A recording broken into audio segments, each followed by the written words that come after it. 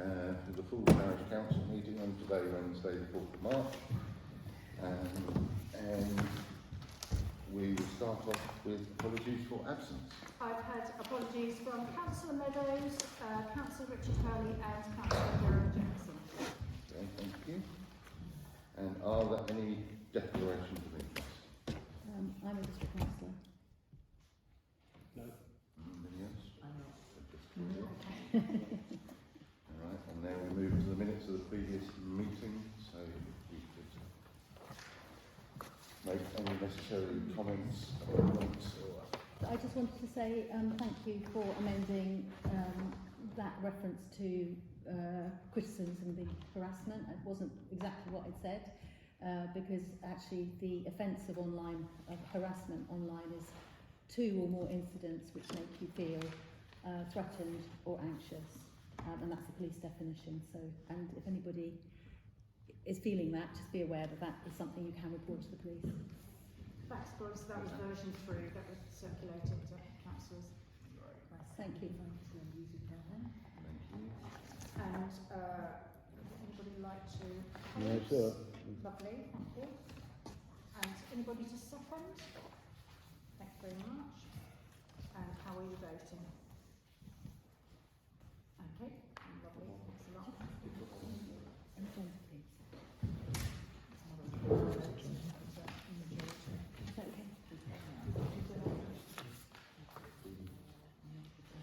Okay, lovely.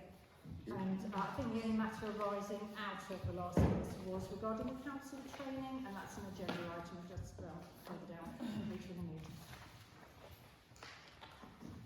Okay, thank you. And first of all, welcome to the public, all of you. We are now at the public participation section, so members of the public may comment on any items on the agenda. So if you wish to do that, please feel free now. Yes. Sorry, quick question. So later on in the meeting, you're talking about the neighbourhood plan.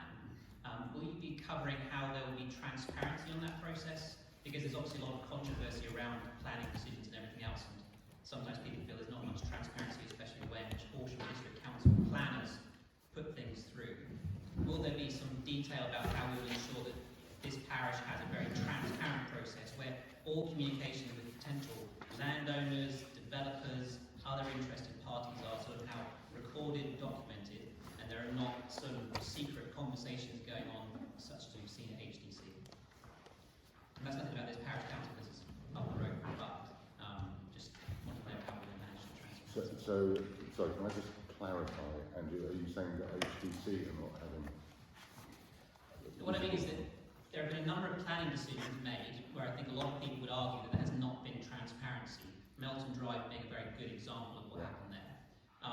What will this parish council do to ensure that our neighbourhood plan process is completely transparent, so we don't find out that someone's had a chat with a friend who owns a bit of land, or another councillor from another county who owns a bit of land, or someone's friend who owns a bit of land, and then somehow sneaks that into the plan, as we saw happen with the Horsham District Local Plan just a couple of months ago.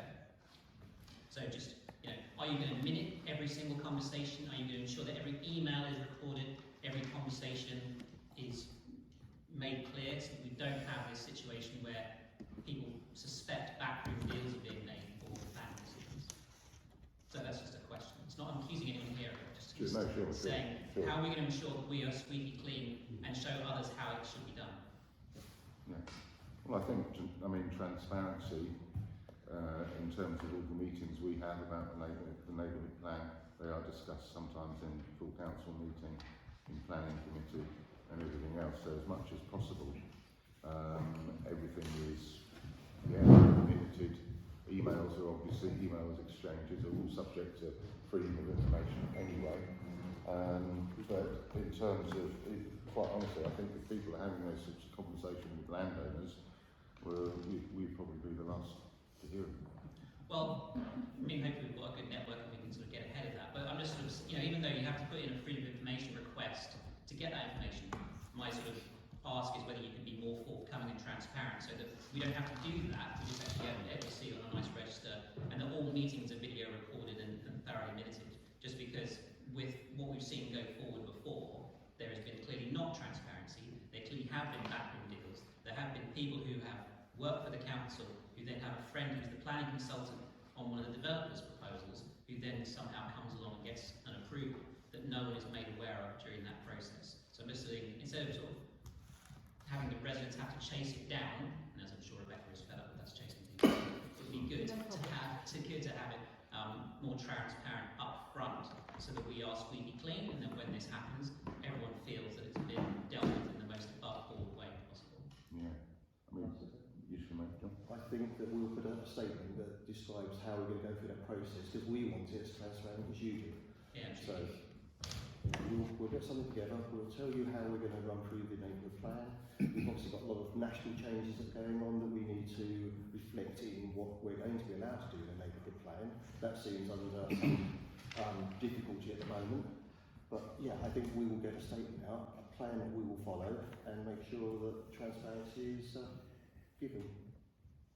Also, I mean, Andrew, a little difficult as we are not the ultimate planning authority. No, I appreciate that, but I think if We we can can go, we we make make a go. lot of people happier, and I Yeah. think it will help the reputation of the village overall. Yeah. Sure. Claudia, would you? So, Chair, these are all good points, but I just wanted to point out that probably, I'm not going to preempt it, the item will be that there's not been any progress on the neighbourhood plan, because the local plan is stalled as well at the moment till the meeting with the inspector is happening. But also just to point out that the new Labour government's NPPF that they are proposing to bring in basically completely takes any power for the neighbourhood plan when it comes to local planning decisions, which means that it does actually beg the question as to whether even we need to put the large amount of effort into something that will be serially ignored at planning because of a new planning framework. So I just thought that would be worth sharing with people. Thank you. Bill. Chair, I won't do it now, but when we get to the item on the agenda, Andrew, I will comment on one or two of the things you've mentioned, Thank you. and also just follow up on a meeting that I had with Peter Meadows at Horsham, that was hosted by Horsham District Council at Ashington a couple of weeks ago. It was a little bit of an eye-opener, and I'll explain a bit more when we get to that on the agenda. A very quick point, albeit with Claudia's point which she just made, I'd be interested to understand to what extent you're building on the previous neighbourhood plan. Most of the sites in the previous neighbourhood plan have not been built on, for example, so have not been developed, whereas a lot of sites that aren't in our neighbourhood plan are being built on. So I'd like to understand to what extent, as you go through this process, notwithstanding Claudia's point about it perhaps being changed in the future, the scope of a neighbourhood plan, to what extent you're using what was there before as the basis for things going forward. Last year, it seems an eternity ago now, we started revising our neighbourhood plan. It's still valid, but it'll run out of its 5 years, and we commissioned a consultant to help us. And Phil, we were about, a bit of a guess on my part, but probably about 60% of the way through, and then the funding stopped because of the local plan being rejected by the then inspector for Horsham. And we, truthfully, I mean, I'll probably come on to this a bit now, to be truthful, we've been left in limbo, quite frankly, and none of us are experts, but we have an understanding. With regard to your point about sites, one of the things we tried to do was to identify where there might be some reasonable new sites in Storrington. Actually, it's quite hard. Seriously. Some of the sites that had been in our neighbourhood plan from 2018 or whenever it was actually formulated have been developed. Not all of them, as you say, and there's one or two that if I had the bit of paper in front of me I could tell you straight away. Ideally, it would be great if we could identify a site that was generally acceptable to most people, not Melton Drive for reasons that we have objected to, collectively, but it's actually quite difficult. There are some fields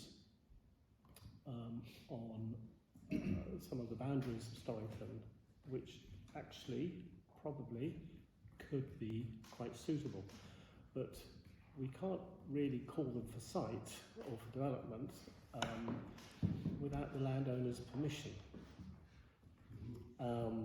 And there's one particular landowner that I think would object to us doing it at the moment, and it would actually probably, in my personal opinion, be quite suitable. The meeting that I went to 2 weeks ago with a fellow councillor was organised by Horsham at Ashington. It was an information meeting. It was a bit of a farce. The two guys from Horsham, one was an officer and one was a cabinet member, came down. They probably were quite happy to go home that night because representatives from the local parishes were there and they got grilled on their lack of information. The neighbourhood plan cropped up a lot in the conversation. I was asking a number of questions about it. They say they have reserved some funds to help us finish our neighbourhood plans. Some are at the finish line and haven't been assessed, others are like us, somewhere through the process, and we're going to give us some help. Now, we haven't heard anything more about that. I think Claudia's point about the new policy is actually really very worrying. Horsham are having conversations at the moment with the new inspector over their local plan, and if you were to believe what they're saying, the relationship seems better. But that's a long way from actually having your plan accepted. And I think until they have a plan accepted, I regret to say, the neighbourhoods are quite weak. I think, Andrew, your point, that would be the ideal if we could have an insight as to where sites might be.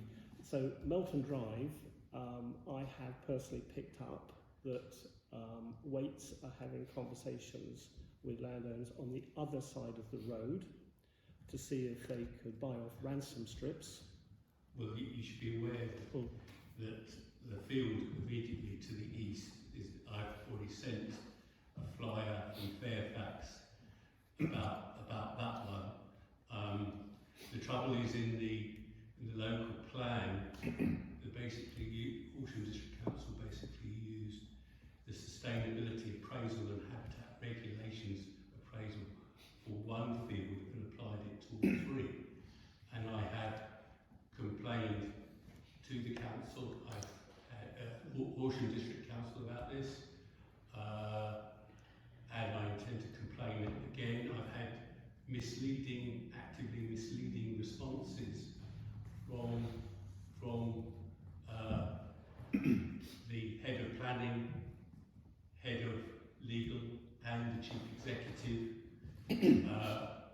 which all appear not to be able to read a map, which is rather worrying for planning. It is because they're deliberately wanting to cover up their mistakes. It was probably an innocent COVID-related mistake to start off with, but two lots of consultation later, and one complainant willing to take it right to the top, demonstrate that it's something they just want to hide under the carpet.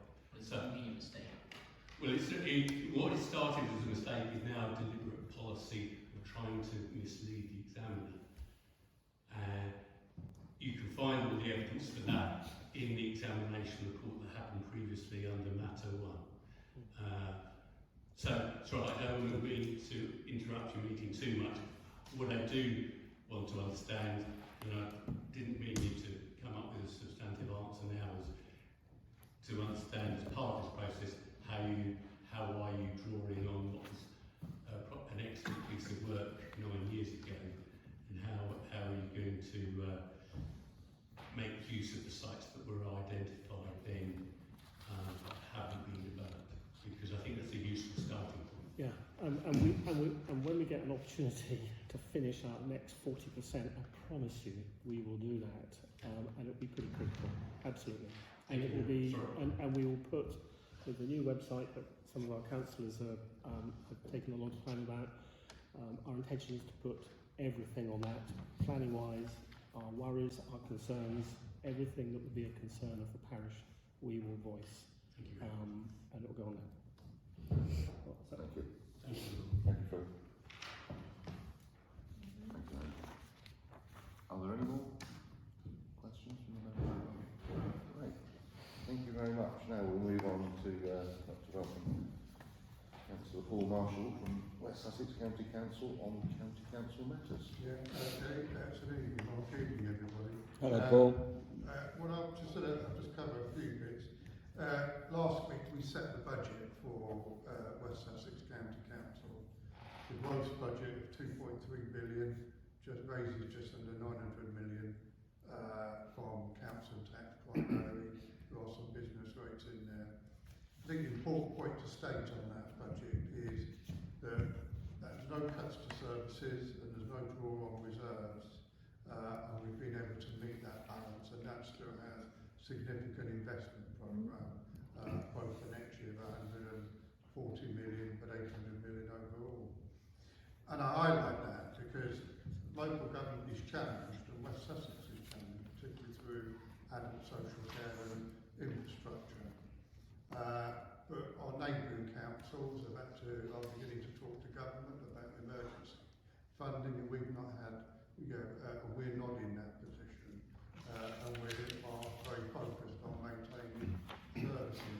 So it's an extremely, East Sussex alone, I've just had to have a borrowing fund of 70 million from the government. Brighton and Hove have just had to have 15 million, and Hampshire have got a significant gap. So we are fortunate, and I will make the point, because I know highways is a very emotional issue for everybody, myself included.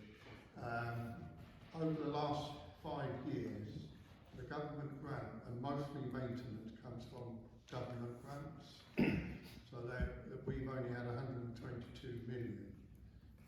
But over the last 5 years, we've added an extra 151 million of council tax money to obviously focus on building a more resilient infrastructure on the highways.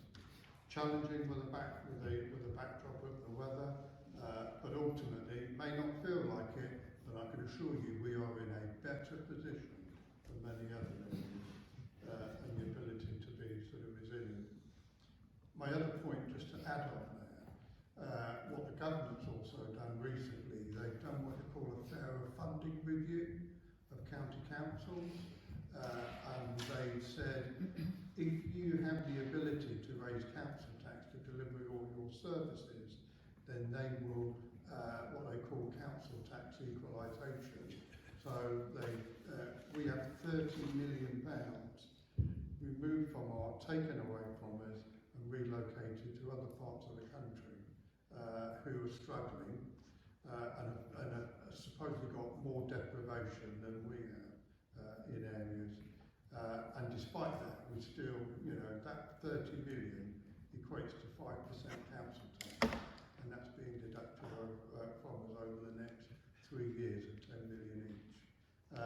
So a really challenging backdrop sort of within that, but as a West Sussex Council, we've been able to balance budget once again, still maintaining our fire services, still maintaining our libraries, and all the other aspects that are important to communities. So I just wanted to highlight that. The second part is local government reorganisation, which is a government agenda of moving 2-tier councils into a unitary council. And you'll be aware that West Sussex, working with the district of boroughs, we put 2 options through for unitary, a single unitary based on the county footprint, or 2 unitaries in West Sussex. We're expecting the government there is a date of around 17th to the 18th of March that we expect to know, but that may well be sometime during that week with their decisions.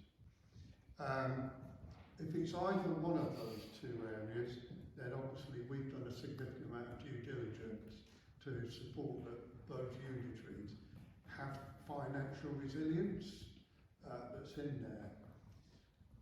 I would have said a couple of months ago that the Brighton proposition of breaking up the whole of Sussex and putting in 5 unitaries, and the only organisation that doesn't get changed is Brighton and Home, I would have said that will never hit the ground. But unfortunately, the significant amount of U-turns that they've done, both on the election postponement, the mayor deferral, and other areas, it could well be that they may, decide that that will be a preference. If that does, then certainly the county council will be undertaking a judicial review challenge of that decision, because there's no due diligence, and in itself it costs 200 million to reorganise that structure. Bearing in mind those funds have to be paid for by council, by local council tax. The really positive bit is the Mayor's Strategic Authority, which has significant devolved funding and significant devolved powers. So Sussex now is formally a mayoral strategic authority. Even though the mayor election is deferred until 2028, we've broadly got all the powers that a mayoral strategic authority has. So it's a formal body, and we're in the process of building that infrastructure up. And that's a really positive story, because that's about challenging opportunities in place. But what we'll do, more of that will come post-elections. I think, just going back on local government reorganisation, can I ask a question? Has there been any discussion from Horsham about merging parish councils? There has been a governance review. I think that was introduced, wasn't it, Bill, when you went to So Ashington? that was mentioned at the meeting that I went to. Yeah. The information that came out from the cabinet member, it was almost actually quite embarrassing. He hadn't really done his prep work as much as he should have done. Yeah. He was asked some fairly pointed and forthright questions from most of the room, certainly from quite a number of the clerks that were there that obviously, I think in all fairness, had a better understanding. And he was put on the spot, and the view that was taken in the room that night, and I suspect it's reflected elsewhere, is that don't go asking parishioners what they want before we know, or before you discuss with us. You're going to cause confusion, and it was actually quite amateur what they were proposing. No, thank you, Bill, because I agree with you. I think the districts have the ability to create parishes, or a parish area where they're doing the Horsham pound type pound. But the idea of merging parish councils, I'm really concerned about. There was a lot of pushback from the parishes there. There were some parishes, Parish were represented there. They have a lot of farming residents that have particular requirements and makeup of their parish.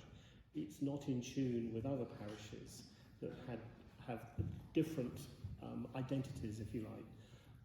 There was a lot of pushback. It was almost as if, don't you tell us who we're going to merge with. That's for us and our parishioners to decide, not you. That was the attitude which came back to them. That's good, because I'm really quite concerned about that agenda being pushed, because it is up to the new unitaries to determine what the parish relationships will be and along devolved funding. It's not up to the existing parish councils. They can create an unparished area, that they can do, but the element of merging and trying to push parish councils to create super parish councils, I think will just, again, elevate away from that local language. Yeah, that was the view in the room. Okay, thank you. Then just any questions really, Mark? If anybody has any questions for Paul? Yes, Councillor I'll Sandler? make one. Councillor Marsh, I do appreciate that you are spending money on the roads. Yeah. My question, though, is it effective? An example, on the 17th of January, in the middle of the High Street on the eastbound side outside my premises, 6 men came along and dug up with pneumatic drills and reset a BT manhole, a triple, right in this High Street there. And there was a band around it which had been repaired in the past. To me, it looked absolutely perfect. I asked them what they were doing. They said there was a trip hazard because there was a slightly raised part of it. I couldn't see that. Nobody would trip on it because it's nowhere near the crossings. However, they spent the entire day digging it all up and putting it back together again. 17th of January. 3 weeks later, the holes appeared at either end of that repair that they had done. So clearly, the work wasn't effective because the piece that had been there before had been there a couple of years and it was absolutely fine. They repaired it. When I took life and limb into my own hands and measured the depth of it on Monday, it was 136 millimetres depth, which is excessive. When I'm sitting in my office, the building shudders every time a lorry goes over it because it's right where the wheels of the lorry goes. Adjacent to your premises? Right adjacent to the premises out there. Last week, the High Street was closed on 3 occasions with single turn line traffic, and a few of the multiple potholes in the High Street were repaired, but not these ones. How does that happen? How is that effective? And surely there's a better way to spend the council's money more effectively that will do the job once and for all. I know you've had bad weather over this season, and that is the cause of some of it. But if we were using the resources more effectively, I'm sure we could do better. I did a degree in civil engineering, about 4 years on this sort of subject. I'm doing a little bit about road design and road surfaces and loads and so on. It's not good enough, really, in my view.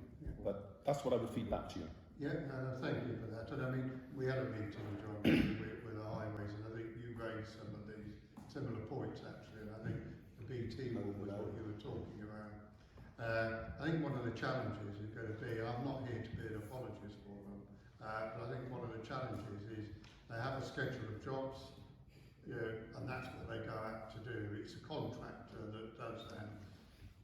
We used to, for a while, they put in place what they call find and fix games, and they're talking about doing that again, which is principally having the materials on, not having schedules, but going to an area and then doing that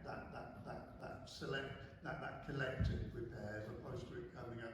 Unfortunately, you will get instances where they'll come and do a cut and saw repair, but it will be adjacent to another pothole that will have to be repaired later. Efficiency says, why don't you do that at the same time? Sometimes the logistics is they have materials in the back of their lorry and they've probably got about 3 or 4 areas that they've got to repair, and that's what they're contracted to do, even though there may be one adjacent. But I will provide that feedback, and I can appreciate that it's... In Hampers Lane, which is an unadopted road where I live, I'm part of a team that repairs potholes. Yes. There's about 4 of us. We've done 52 this year already, and the repairs we do last. And they're very easily done with cold lay or different materials, but it works and it can be repaired very readily. Hampers Lane's in not bad condition. And cold lay was there. So the previous contract, recently the county renewed the contract with Volker, a selection of maintenance. On the previous contract, it was contracted to fix 35,000 potholes a year, was the key point.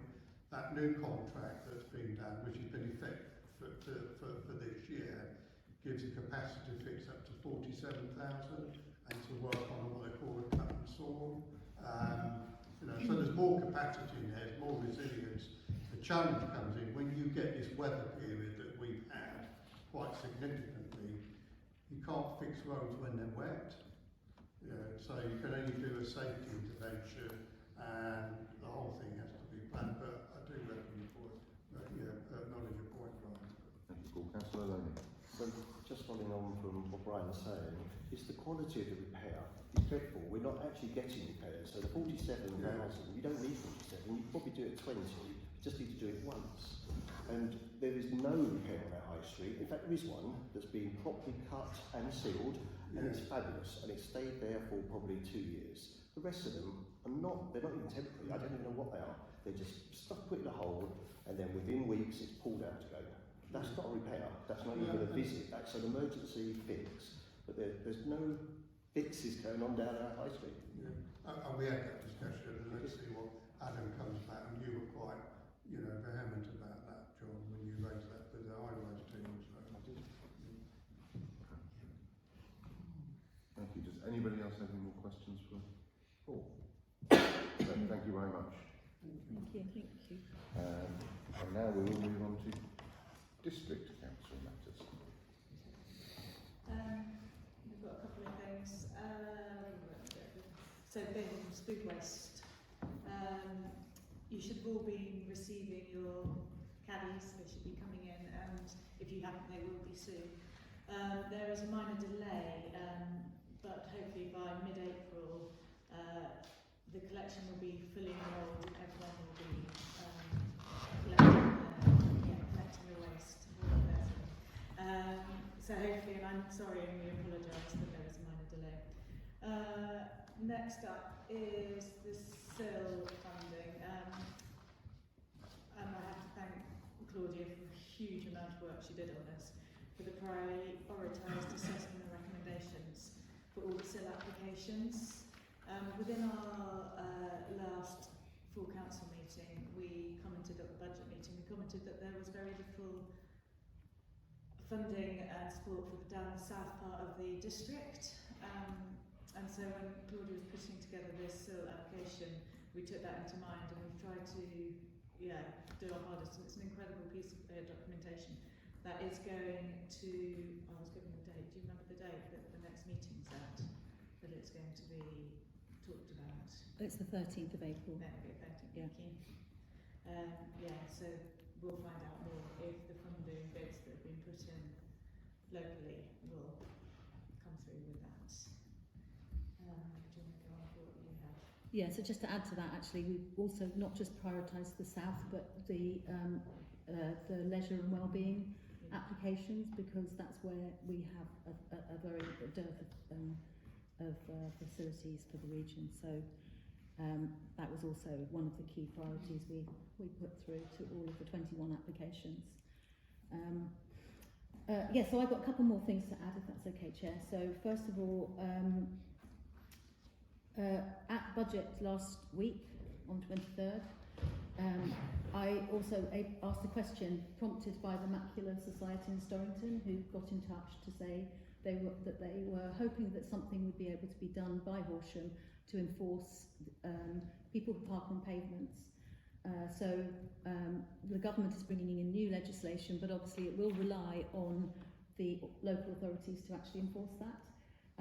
And there was a lot of to and fro about whether the question would be allowed, but it was allowed in the end, because while West Sussex County Council, the Highways Authority, HDC also does do enforcement, and so we were able to ask the question. We got a very positive response, which I will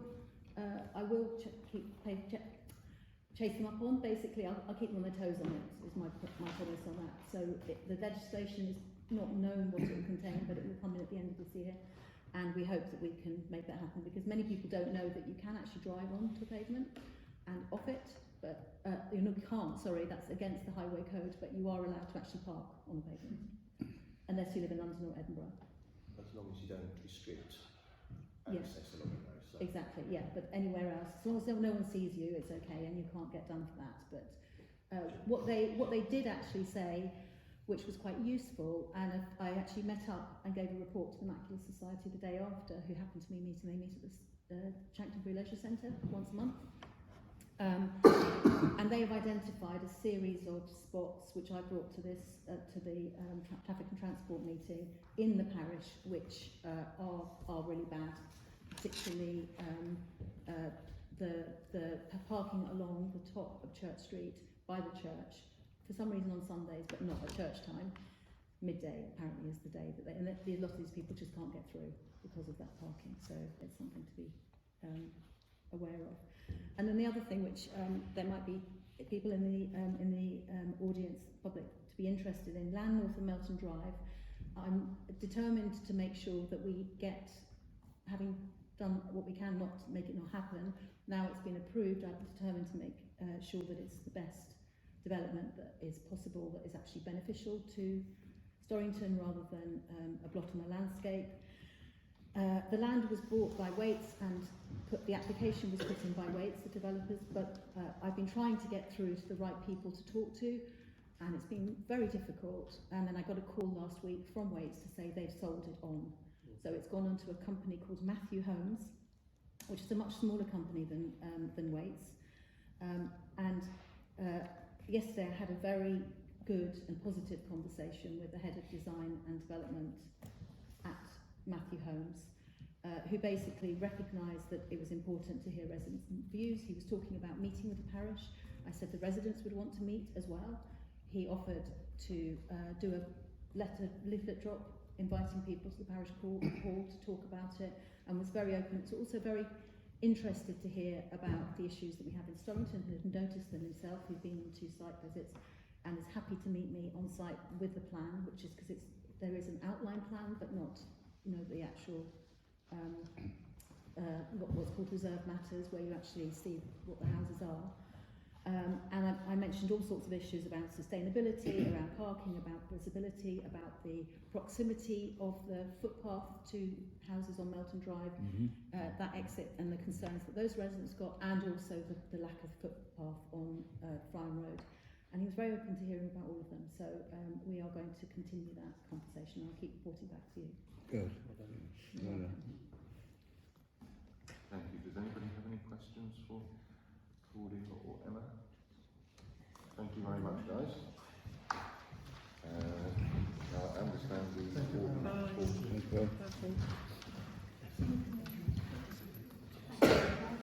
very much. The warden's report is to follow. Yeah, we'll do, yeah.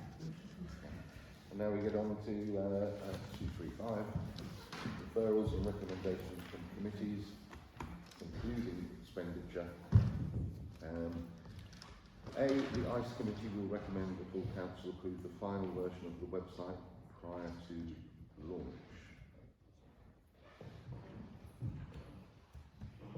I guess everyone's had a chance. Everyone had a chance to look at it. Has everyone had it? Yeah, so the link was sent out to everybody about a week ago. So I had input from about 4 of you, and we're sort of working through it.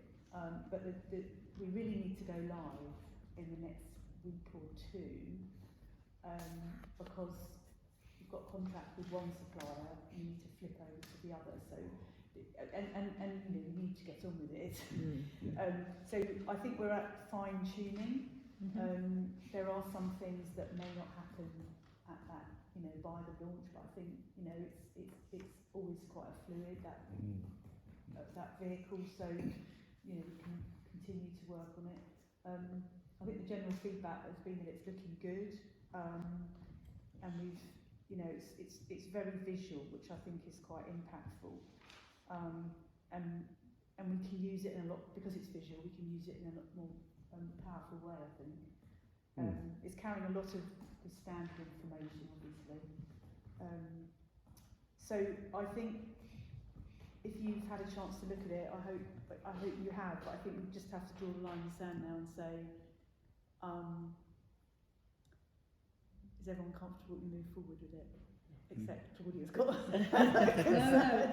I wanted to say a huge thank you to you, Virginia, for the work that you put in. It's looking fabulous.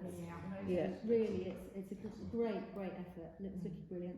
I'm just wondering, there may be 1 or 2 little things that just aren't quite right. If it's worth putting something on the front page to say, please note this website only went live on X date. If there are any things that you could that you spot aren't right, please let us know. I think that's a great idea. Because, okay. I think we've got to the point where you can't see anymore. It's never going to be. It's trial and error, It really is. There's a mixture of content content that's evolves all the time, and the technology and our learning about it. It's quite a lot of things running in parallel. Yeah. So I think that's a great idea, Georgia. I'd like to do that. Yeah, we'll do that. So Rebecca and I are going to have another session on it tomorrow, Yeah. and then maybe when you come back from annual leave, we'll just go Well, through it. I'm happy to, get it to go tomorrow, really. I think we've worked, there might be like 1%, I was saying to you earlier, I think there might be sort of 1% of tweaking we could do, but I'm happy for it to go out. It looks good. There was normally work in progress all the time, websites anyway. Councillor Cotswold. Yeah, Andy had a number of points that some of which you were going to look at yourself, and some which we needed to address, and some in fact that we had addressed, I think, since. Yes. Well, I saw a few things, but My question was, is the cutover process clear? Yeah. Okay. Did you hear that? Certainty. It's all managed by the supplier. I'm seeing you tomorrow, so... Yeah, it's all managed by the supplier on our behalf. We directly ask those questions, and some of the things that you've picked up will actually be done at that point. So, for example, there's a lurking heading that shouldn't be there, that will come out, and the sizing, and a few things like that. Okay. But anyway, you won't be able to get me the day off. I did look at it on a mobile. I don't know if anybody's. I've looked at it on my laptop. I don't know if anybody's checked Oh, it that's a on good point, mobile. actually. Yes, I've been Just checking no, it. I haven't. Oh, you have? Yes. In terms of Okay. the design, in terms of Yes. My list has got a bit more extensive, but a lot of these things can be picked up as we go along. Councillor Sadler, I think. I was just going to ask you, presumably the tweaks and changes to content can all be done by us without referring to the provider, but if it's regarding the settings of how the layout looks like, is that what we would need to go back to the provider to do it, or can we have got quite a lot of control ourselves? Yeah, I think we have got quite a lot of control. It's a WordPress format, so it's much easier to use, and I think it'd be fair to say Rebecca's confidence in it has grown significantly by literally using it. And as I say, we'll have a half an hour tomorrow, and yes, there's quite a lot we can do. I don't think we'll go back. We're still asking them a few little technical things, but we should be able to run with it. But we will have an ongoing relationship with them because they'll obviously host it, and they provide a lot of training modules that we can tap into. So, for example, we had a question today. They gave me a link to the module for that particular point. So I'm quite impressed with that side of what they offer. But I think we want to be self-sufficient, and we want to be able to be, a lot more responsive in terms of how we load stuff on. We've been running both websites in parallel just lately because we weren't quite sure when the crossover, and we wanted to feel competent in using a new website. But I have to say, I'm finding it way easier than the old website to use. It's just much more manageable to find our way around, and many more options as well. It's very limited, our old website. So I think we'll get better and better at it, really. So, Right, I think it thank looks. you again to Virginia, Yeah. because I think Virginia. without your expertise in communications and just constantly pushing it forward, I just don't think we've got there. Yeah, no, very good, thank you. It looks very clean, intuitive, So, Yeah. and onwards and upwards. Would somebody like to propose? Yeah. everybody. Oh, everybody. Would Councillor Hicks like to propose? Yes, I'm going to propose. And let's second. They're all doing it. And we're voting. Excellent. Fabulous. Then Thank I'll you go very first. much. Great, thank you. Well done. And R&P, Recreation and Property, in the interest of safeguarding, the committee is seeking quotes for replacement blinds for the hall.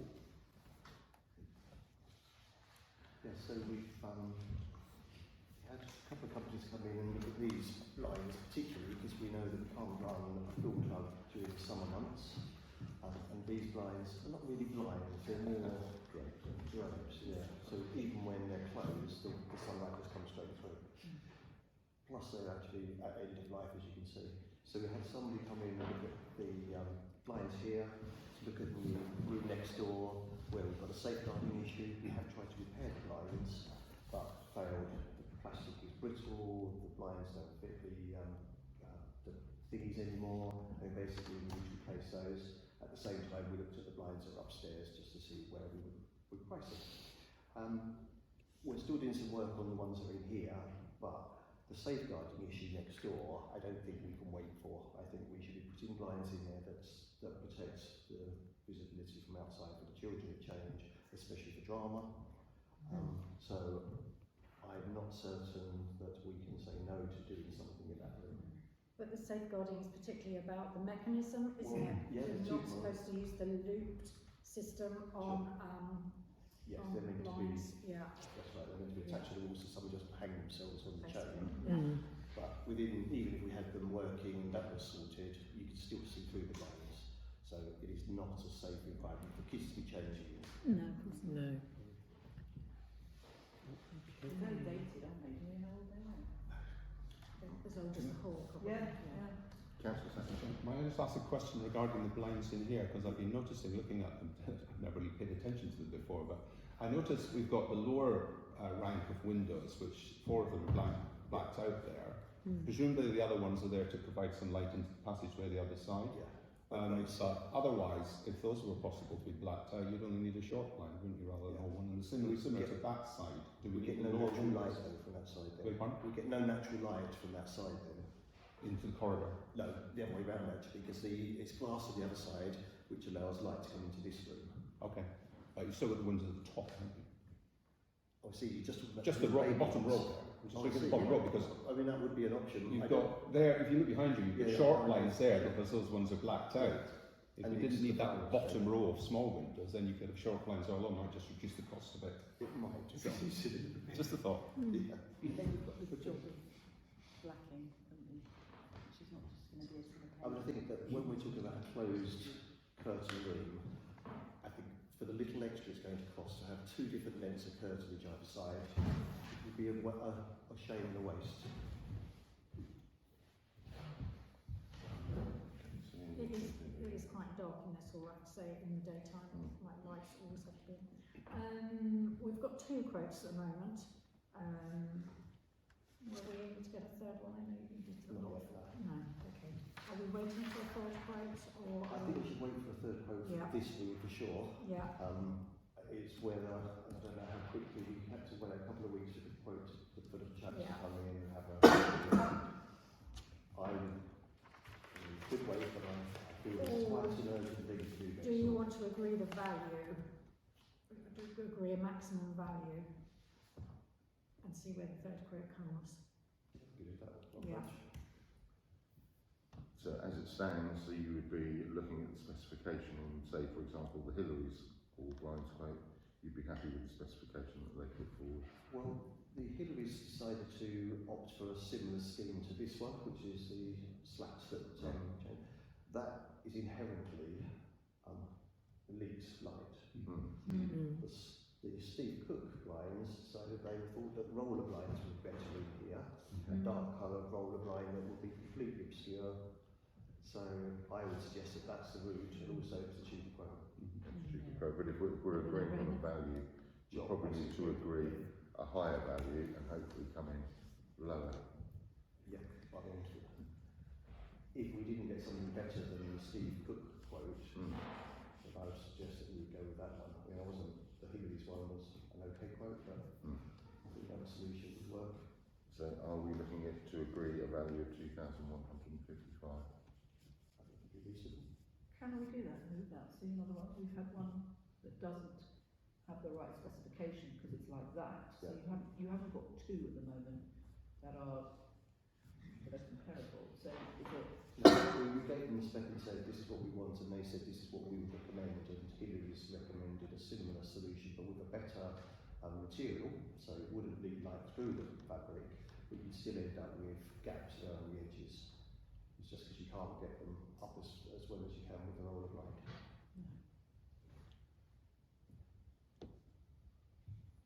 Okay, so can we propose You go for a maximum value of 2,155? maximum value Yeah, 2,155? okay, is somebody proposing that? I'm happy to propose that. Okay. And Somebody anybody to second? Thank you. Everybody's seconding tonight. And how are we voting? Everybody voting? No, okay, we've got 2 that we could decide. We don't. Someone might come back with a different option for us that says, well, actually, if you do this, or you've got some new material, or Well, then we'll go for that. We're only going on the value at the moment, and we'll consider it. They're 2,400, or they bring some better value or something different, or take away the stuff, or we'll paint those for you as well, or I don't know. It's So just, we'll bring it back to the background, yeah. Yeah. We wouldn't make a decision without all the information. At the moment, it's looking like that point 2 is the best option, and it's the best specification as well, most suitable to block out the light. So if something comes in below that and you think it's a good supply, then we can go with that. How about that? Thank you very much. Thank you. And Traffic and Transport Committee to propose to the full council to consider the purchase of an ANPR camera, but I believe we are waiting for quotes or not. Well, we had a quote for it from West Coast Tech, who have done some work with West Sussex. I think there's still some technical issues around whether it will meet the solution that we need. We've had feedback from West Sussex that says they're not interested. They're not in a position yet to keep ANPR camera technology into practice. So this would be to purchase our own ANPR camera to monitor the traffic. We would then be responsible for entering the data into Crackdown, which is the police preferred route of residential input into the system. Initially it was to go and help outside of Nigel's, where we know that we have 16 HGVs a day on average, and we know that get wedged up, so it seemed like a good solution for little investment. However, I'm not in a position to forward this at this point, because I think there's still a few technical questions about how it will actually work on that space. Okay, so we should move this on to the next. What I would ask is that at the Finance Committee we consider holding the funds, because it won't be this financial year. Okay, so we'll make a note of that for the Finance Committee, and we will defer this. Hopefully we'll have more information on technicalities at the next meeting. Thank you. Number 236, Climate Action, which is the Nature Recovery Working Group, councils to consider and agree regarding revised terms of reference. Yes, so that's been circulated by Rebecca to everybody. Councillor Castle suggested the full council before last that it might be worth considering having a baseline, and while I really agree it's important we know what's there to know what impact we're having, I did take a lot of advice about it, and it's actually an extremely difficult thing to do and quite costly if you're going to do it properly. So I thought about it quite hard and came up with the idea of actually just giving an idea of why we're important, what we've got already, where we are, where we're placed, as in the villages of Storrington, Sullington and Cooton, and where we find ourselves in a very sensitive ecological area, kind of all the way around us.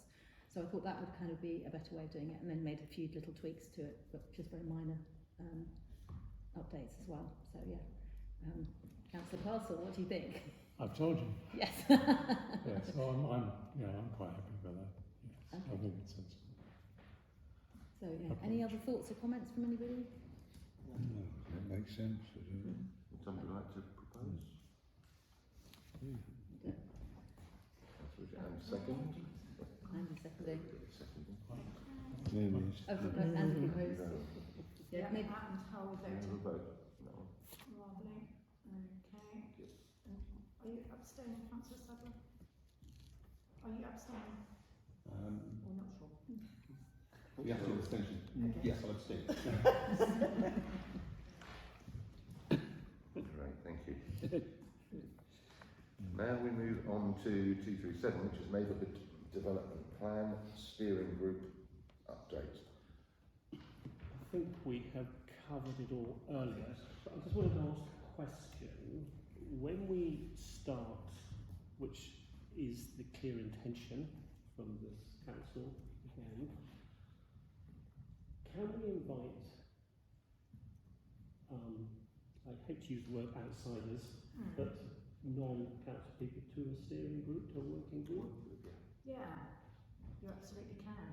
In which case, I personally would extend an invitation to Phil Jones, and Andrew Garud. I think taking on board your concerns, and certainly your comments earlier, I think it would be very beneficial if you could join us. It may not be every meeting that you would want to do it, but I think certainly when we start off again, and we're catching up on where we were and how long we've got to go, I think it would be quite helpful. If you would like to, it's up to you. I don't know quite when it will be, but hopefully sooner rather than later. But if you would like to, you'll be voting. Part of my motivation for standing, well, I didn't realise I'd be standing for election when I stood for election, but was I've invested a lot of time. Well, I think in the local plan issues. I think your knowledge would be absolutely valuable, personally. Thank you. Yeah. Thank you very much. And devolution preparation is the next item on the agenda. Does anybody have anything to No, say? what we're really looking for is someone to lead the devolution working group. I wondered whether Brian would like to do that for us. Thank you. What did you say? What did you say? That's a bit quick. I'd like to give us some serious thoughts first. Yeah. I mean, obviously Peter wants to lead, but he's on holiday, but I was just thinking that there's quite a lot of work to do with this. We need to get on with it, and it'd be useful if Brian could help us do that. Is that no? I'd have to consider it. Someone's got to do it. There's nothing to That's the thing. like that. So, Well, perhaps we give that consideration, Councillor Sadler, and then get back and see if anything. So initially it's expression of interest forms for each asset, so I have requested more information, which is quite difficult to get hold of, and then we'll do a business case to put forward as well. So a lot of the other parishes have already done their expression of interest forms, but I think they're just sort of starting work on their business case. I think there is Horsham have a template for the business case, so we're not sort of completely starting from scratch, but really it's about the finances. That's the big issue, whether we can justify, well, we do need to take the assets on, otherwise they might be taken out of our control, but it's whether we how they can be managed, really. Yeah. So, yeah. I think the issue for me would be, as I've mentioned before, about the Yeah. conflict of interest to do with my interest in car parks, Yes. or the fact that I purchased so many season tickets for the car parks. Yeah. So I think that would have probably a problem.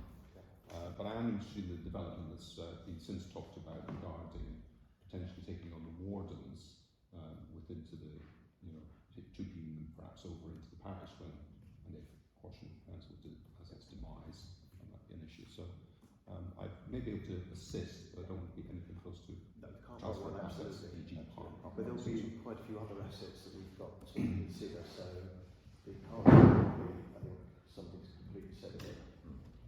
They've offered us something like 30 different parcels of stuff to look at, and that ranges from a little piece of grass to the riverside to, so excluding the car park, of course. Okay, so that's really for further discussion. Yeah, we've got someone else has got to put their hand up to do it, because it won't get done otherwise. Okay. Okay. Right, thank you. Now we move on to 239, which is youth provision. Update from councillors on youth. Do we have any? Yeah, we've obviously last, I think it was Wreckham Prop, we had a lady come in and present to us the idea of installing a table tennis, Very good. an outdoor table tennis unit here, which seemed something we already discussed before. She's very keen to do the research. She has a child that's actually at national level, so there's quite a lot of good And her mother's feelings. Sorry, and her mother is mother as also well. playing as well. Yeah. So we're looking at whether what the funding would be, either internally or looking externally for grants. But it seemed a very good youth spend. something to improve the facilities here. We've also got other initiatives working with the wardens, haven't we? Well, just a lot of things at the moment, and nothing quite concrete.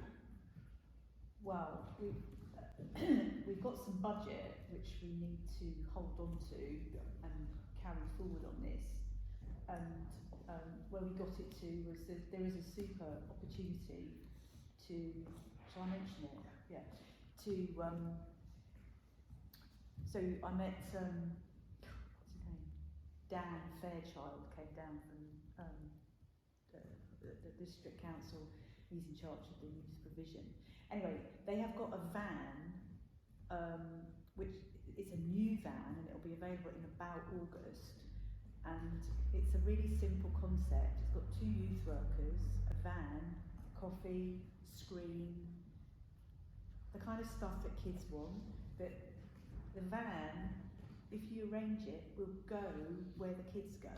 So you don't automatically put it in the recreation ground or by the centre. And they run this in other parts of, they've got an old van, they've been doing this for years, but the real beauty of it is that the 2 youth workers come with it, and they know they can relate to the kids, so it really builds on what the wardens do, but particularly targeted at the 11 to 14-year-olds, which is our target audience in this instance. So for example, if it was right now, that van would potentially go to the library car park, which is where the kids do congregate. So you take it to the kids, you don't expect them to come to it. So it's quite good value, I thought, but particularly because the youth workers are, you know, that's the main cost really. So we had penciled it for August, and it could kind of run as long as the weather's okay to walk into October. I mean, Chris said into November. I'm like, wow. But I mean, as long as kids go outside, it's available. So the next step was really to look at what's the right night, you know, and Dan was going to look at the youth workers that were available. So it needs to be taken to the next stage. I did a paper, which I've passed over to John now, and Emma was going to see if there was a grant available to contribute, because it's a concrete idea that would be very good for Storrington. Can I just what sort of engagement will they have with the youth while they're there? I mean, there's tea, coffee, that sort of thing, and a screen, but will they be some active? of it's just being hanging around, out. It's people to talk to, and some, you know, a lot of it's about building relationships. Apparently, a successful youth growing up has 5 adult role models, and a lot of these kids may not have that. Okay. So this potentially, these 2 guys or girls, whatever they are, could contribute to that. And I think that's a very positive thing. It is, I think we have to come back with more information, but it was the sort of early idea, and it's stalled slightly because the minibus isn't available till August. But that's plenty of time for us to sort ourselves out. That's good. We're trying to find things that the graffiti artists can do, just spraying on the bridge. Yeah, so more constructive, but it's quite difficult to sort of get inside people's heads and understand what it is we could offer or what we could encourage them to do. Well, I mean, Andy Dunstan was very positive about the idea, because he arranged it for me actually, and he said that then in the winter he could kind of get a sense of what the kids like to do, and he might be able to offer something indoors that would build on that. That's really great. So I think there's a nice nugget there. And what's the cost implications? Do we pay as we go, or? No, it was something like £4,000 a year. So in theory, we carry this year's. We've still got this year's. Carry that over. That does actually more or less cover. I think it sort of covers year 1, and then maybe if Emma can help with the grant going forward, so that we can take it forward. But I mean, I suppose there's other funding opportunities we could explore. Yeah. But we could manage it for the first year. And what would be the frequency on that? Well, we're talking about once a week. Yeah. Yeah. So I think the regularity of it is important. Yeah. Because it comes around quite quickly. It wouldn't be on a Friday because there's a youth group, we wouldn't call it a youth club, but the church run a youth group on a Friday. So we wouldn't clash with that. Yeah. But because of the association with the Life Church, it's not for everyone. So we're probably targeting a different youth. But if they're hanging around in the library, there's the library car park, they're just hanging about. So it's just giving them a focus. So I'd like to I think We need to do a little bit more work yeah. on it. We're starting that process of considering what we do with the engagement. There's just one other element to it, which was that the warden wanted. I think I'll have to take it out of the meeting actually because it's in the paper. But whether we could do that anyway, which is a small budget for their. We'll bring it back to the next meeting Yeah. because I haven't fully formed Yeah. that. Well, it's got to be quite discreet that side of it. So things So I'm talking code. I'm not wanting to lacking transparency, but we just need to be discreet about that. Okay. Excellent. Can I just add that sounds really great.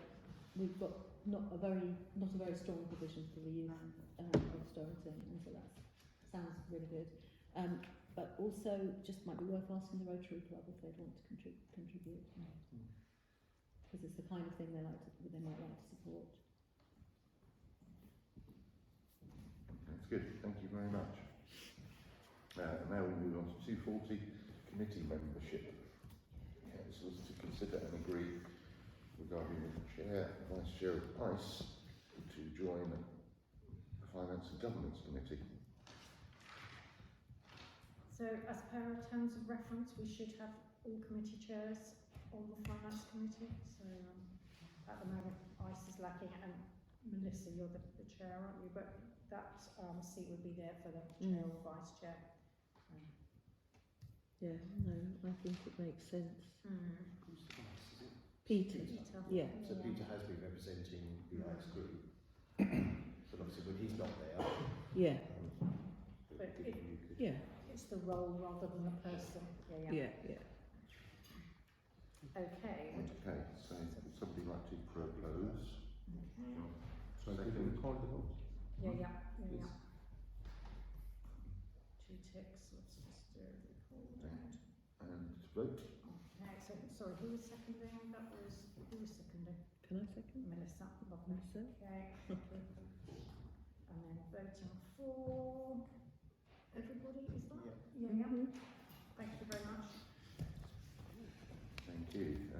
Councillors to consider and agree committee membership for newly elected councillor who unfortunately is absent. So we'll postpone that one. So we'll postpone that one. Choose his own committee, yeah.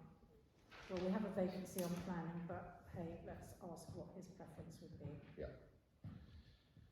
Okay, thank you. And then my mistake putting the safeguarding on this agenda. That's to That's follow very that. good. Yeah.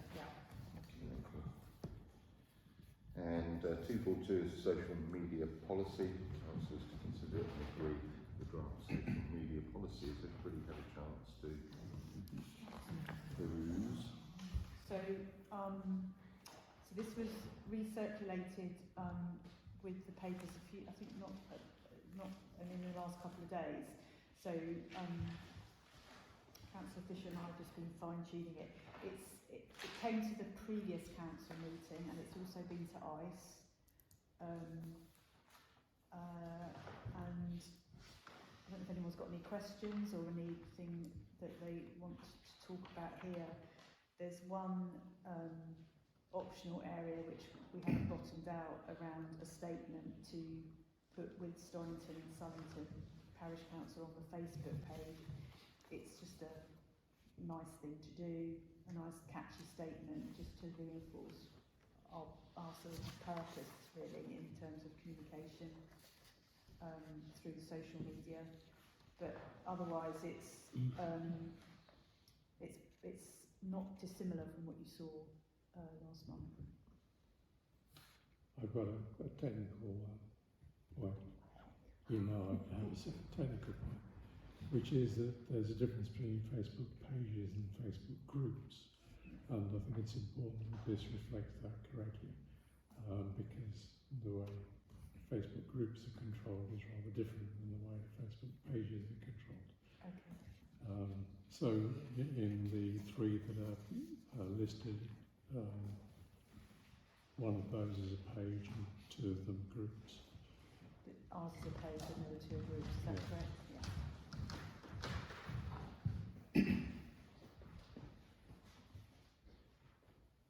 Yeah, just a couple of questions. I don't do social media, I don't do Facebook, but what I do think I know is that it's going to get an age group, Facebook, but it's probably not going to reach a younger age group it won't. because they don't use it at all. No, it won't. So is there a way we can broaden things out a little bit Yeah. so we can reflect it? Like you could perhaps capture some of the younger members of Storrington. It was a bit of a throwaway line here, Yeah. but we have got Instagram Yeah, I in just our radar. mentioned that. Yeah. But it's behind the curve. I think we intend to do something with that, don't we, Rebecca? Yeah, we can do Instagram. So I think the content might be on the same subjects, but it would be delivered in quite a different sort of way, and might need some help from somebody significantly younger than us to advise on that. But I think that's a really good point. And but I think what we're really doing at the moment is getting ourselves together so that we have got a rhythm of communication. Okay, it's probably hitting the older groups in the community, but I hope that you've seen we've demonstrated what we're talking about here. We're starting to do some of that, using more visuals, we've got a lot of news out of the way that was big subjects that were of interest to the community, and the aim is to move to something that's a little bit more punchy, and looking to build up our confidence to do that. So, for example, the one this week about Memorial Pond was much more on the line of what I think we can do, which is like a nice short little message with a picture. We've started to do some of this already, and there's more work to do. But I think it's really just whether people are comfortable to take a vote on it at this stage. Roger, can I ask a So question? just the second quick point was I think I read in there somewhere about Facebook where you can't have responses to things that we put on. What was the reason behind that? So, we are turning the comments off on our Facebook pages.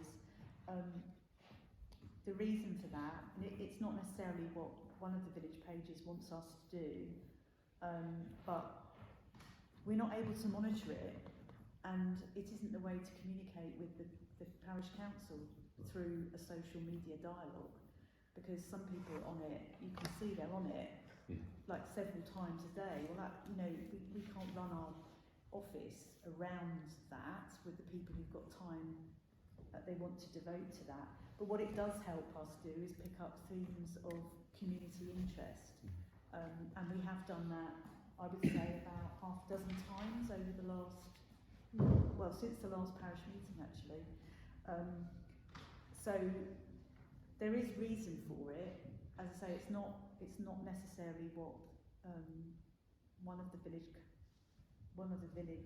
site groups would like us to do, but we think that is the right position to take, and there has been some pushback by one of the village groups, but we've held our position. By being more proactive, hopefully we'll fill a gap in the information that people have been looking for and feeling uninformed. So it's a step in the right direction. A lot of parish councils don't have their comments or don't allow comments. I'm not saying they're not all like that, but we're not going against the grain actually.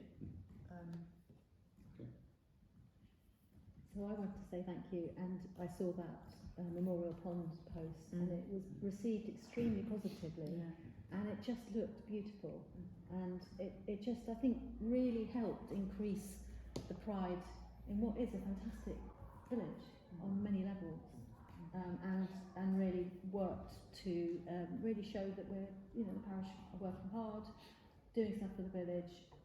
You know, so very positive. So I thought that's just a very good example of what could be done. Becca's idea. Yeah, well done, Rebecca. It's fantastic. We could use some more little ideas actually. If you know, if people see something and think, how about that? Yeah, because sometimes it's like come Tuesday. We're trying to do something on Tuesday and Thursday. Okay. So you know, sometimes I'm like, what's it going to be? And I think now that the weather is improving and outside works are taking place, just be lovely to have people love photos, and great to have some sunny day photos. Yeah, definitely. Bus stop coming along very nicely. Lovely Yeah. photos of the bus Actually, we stop. should have taken before and after, shouldn't we? But I would do that. Can I just make one more point before we? I think we're going to vote on it, aren't we? The one more point is, well, there's 2 points actually. One is around roles and responsibilities. So this really affects us as individuals and how we use social media. And parish councillors may not represent the parish council on social media in posts or commentary. And they shouldn't predetermine before a topic is discussed in the meeting. And if the parish council believes something a councillor says on Facebook, which is essentially the social media we're using, if it's not appropriate, they will be asked to remove it.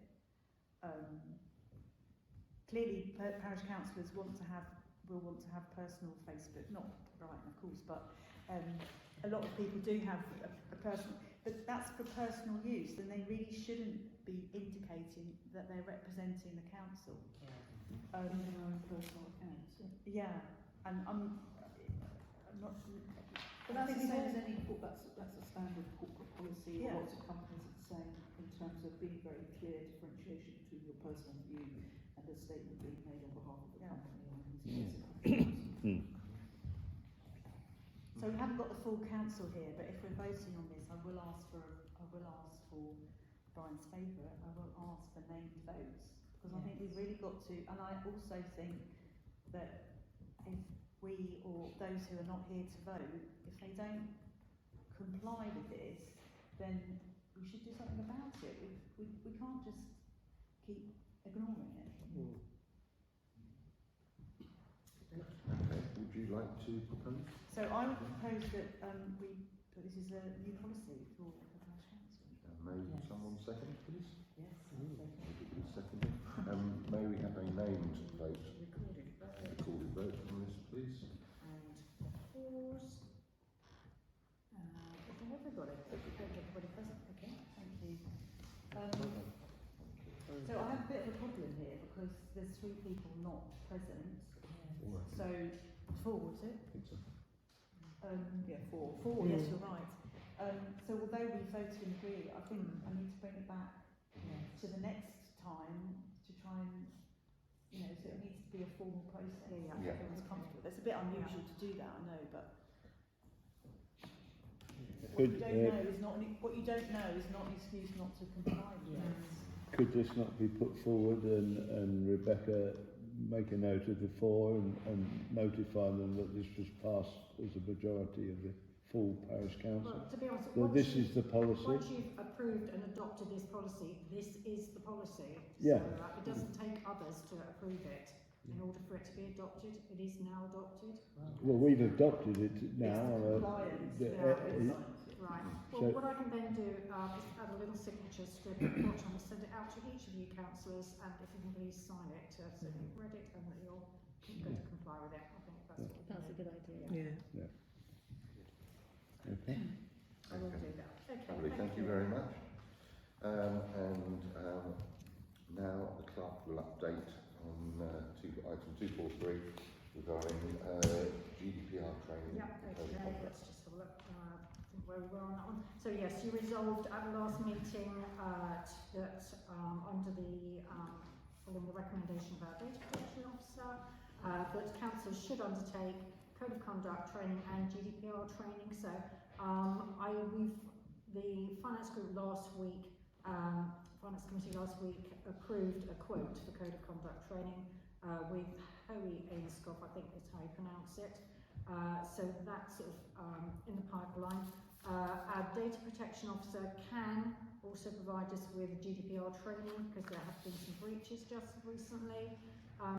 But really, for it to be effective and to really hit the spot, all councillors need to be present. So although we resolved to undertake that training in a couple of months' time, a couple of months from last month's meeting, we do need to make sure that everybody's available. So I know that one person might not be available for a couple of months for various reasons. So I'm going to time it so that we know that everybody can come to the table. It's probably going to be a remote training session.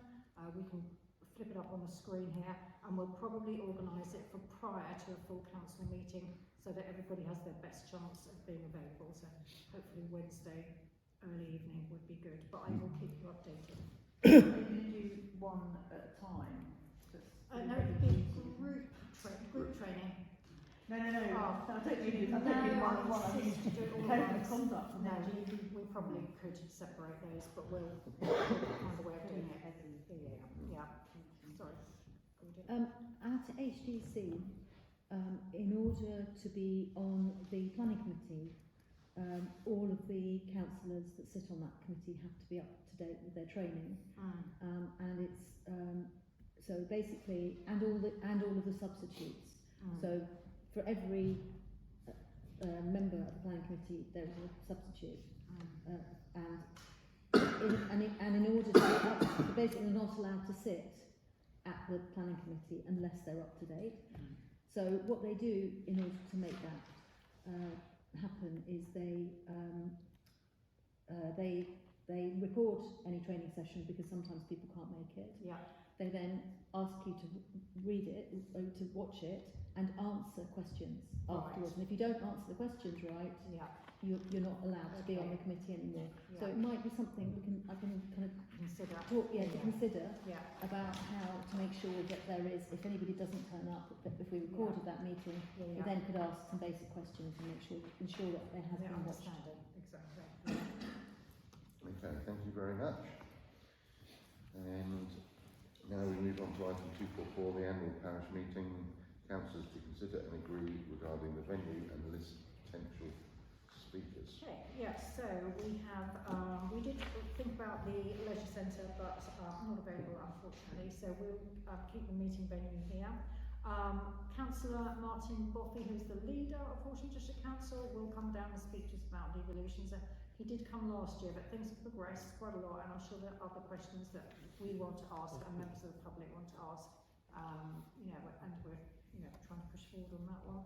So he could be a speaker, and also Laura Vaughan-Hirsch, who again spoke last year, but really an engaging speaker, a sort of lighter topic really. So we'll have the devolution, which will be taxing all of our minds, and then we can talk about the Stork project and other nature recovery. And she can keep us updated, and that sort of leads into the Stork Fest that's taking place in May as well. So if you're happy with those, both of those speakers are available, and we can give them some guidance about what we'd like them to talk about as well. So any ideas, let me know. But hey, so that's So you're happy with that. Seconding the vote. Well, I don't think we need to. Let's be okay. We'll go down that route. To be quite honest, I've struggled really to get some other speakers, so I don't think we've got many other choices. Everybody's diaries are getting booked up, but yes, please do. If somebody wants to propose. Oh, sorry, Claudia. Yeah, sorry, Rebecca, I've just, while you were speaking, and I've been racking my brains as to who might, so I'm sorry I haven't come up with anything, but I just couldn't think of anyone. I was just wondering, it might be worth asking Sarah Abercrombie. Yes, she's the chair of the Arran Valley Sussex Wildlife Trust group, and is doing a lot of work in Storrington, recording trees, and also she's got an interesting youth project for young people, getting them engaged. So just to tell us about that might be quite a nice thing, because it's going to tie in with the youth thing as well. That would be good, because actually she undertook a study about pond, I think.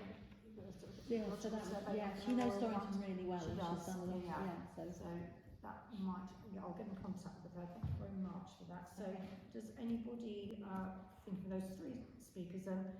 Anybody proposing and seconding them? Okay, thank you. And who's seconding? And how are we voting on that? All agreed. Lovely. Thank you very much. I've got her contact details, so I'll get in touch. Could I just say one sentence about the rest of the event? We talked at length at the ICE meeting about the annual parish meeting, and so it's going down the traditional route now with speakers and each of the chairs, rather than just the chair, each of the chairs talking on their areas about achievements in the year ahead. And then it's proposed that we have like an open session at the end, sort of like Q&A. So obviously I'll facilitate that, but we're not doing it on the hoof, we're doing it properly, and so there will need to be some effort put into the preparation and content to make sure that we do a good job.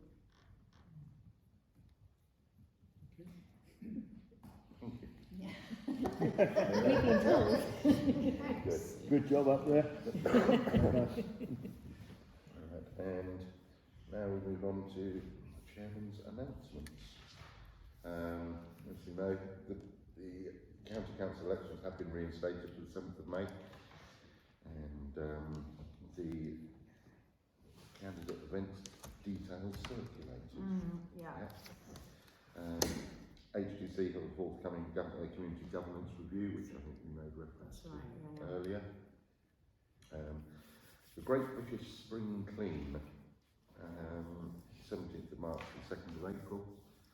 Now I know that we've had one previous councils contacted us through their company who were volunteering volunteers for that.